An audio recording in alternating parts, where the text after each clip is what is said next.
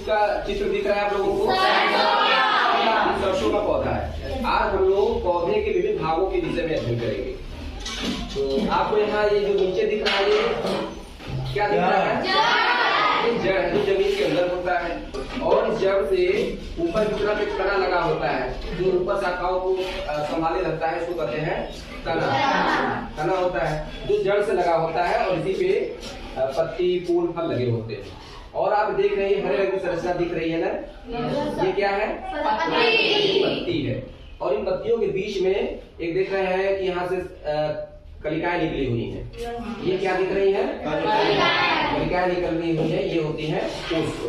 और यही पुष्प जो है आगे करके फल के रूप में बदल जाते हैं। तो इस तरह से हम कर सकते हैं कि जो भी पेड़ पौधे होते हैं उन पेड़ पौधों के 5 भाग हो गए। पहला क्या?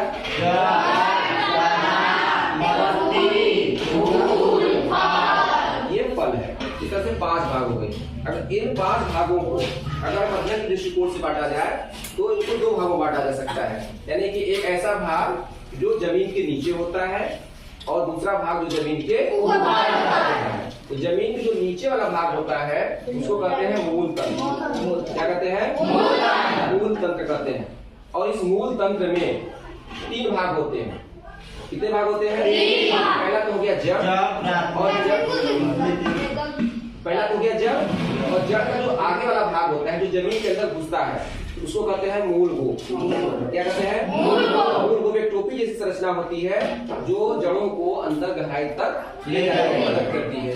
और इसके बाहर जो है पतले पतले छोटे छोटे रेशे की तरह संरचनाएं होती है, जिसको कहते हैं मूल गोप। इस तरह से प्ररोह तंत्र में या मूल तंत्र में 3 भाग। कौन कौन?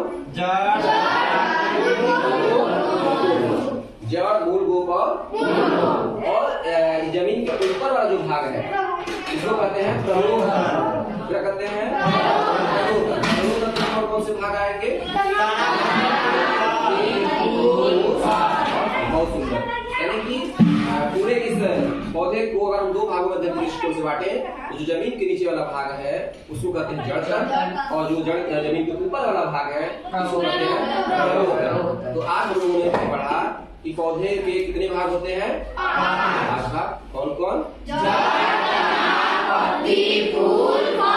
जड़, पुष्प और फल। ये 5 भाग हो गए। और इन 5 भागों को अध्ययन के दृष्टिकोण से 2 भागों में बांटा गया है।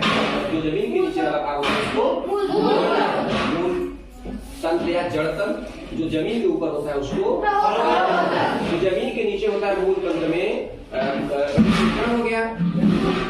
जड़ हो गया, फिर इसके ऊपर टोपी जैसी रचना मूल गोप हो गई, और पत्ती पत्ती जैसी रचना है वो मूल गोप। 3 भाग इसमें हो गए। और प्ररोह तंत्र में जो है तना, ठीक है। इस तरह से हम लोगों ने पेड़ पौधों के बारे में अध्ययन किया।